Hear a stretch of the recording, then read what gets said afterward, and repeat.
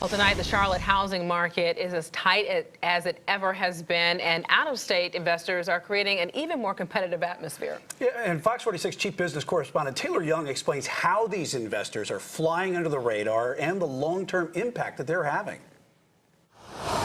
For Stephen Massa, family is everything. Yes, very much so. That's why he's hoping to make the daily drive from Still Creek to pick up his grandchild in Noda a little shorter. We would prefer to be closer to them. A preference he quickly realized is unrealistic at this point in time. For sale, single-family homes are flying off the market in record time. They're selling within days. In the bidding process for available homes, quick, competitive, and in some eyes unfair for individual buyers because of outside investors. I think all the big investment companies out of California and New York coming in and purchasing massive tranches of typically newer single-family homes. Charlotte real estate expert Matt Stone says investment firms with ties to Wall Street offer more, demand less, and use online algorithms to put down immediate offers with a similar template. Cash offers with a letter saying this is what to expect when working with our group.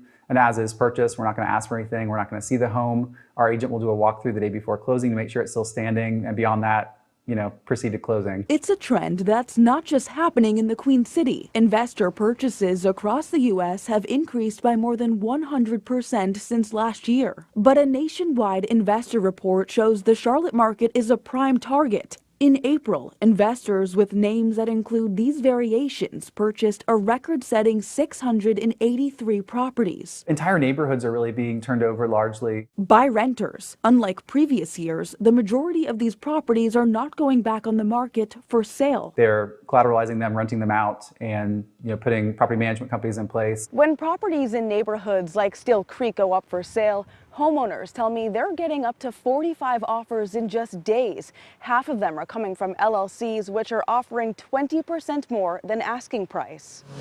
This is the sweet spot. This is the spot where $1 million can get you 3 to 4 homes. To prevent LLCs from scooping up available homes and turning them into rental properties, the South Sugar Creek neighborhood created its own regulations. I felt it was appropriate, timely, and necessary. Earlier this summer, Massa was one of several homeowners to vote and pass a rental cap. It's not anti-rental, but it's a matter of saying like, hey, we want to keep it at a certain pace, because if they don't have skin in the game, that's when you start seeing the properties, get a lot of law violations and things like that can bring down a community, and it can happen quick. Not all communities have the ability to monitor who is buying, including the city of Charlotte. The city particularly has no way to control kind of people purchasing investment properties. Instead, the city is offering assistance programs for low-income families to help qualify for home ownership. Everyone talks a big game about affordable housing, but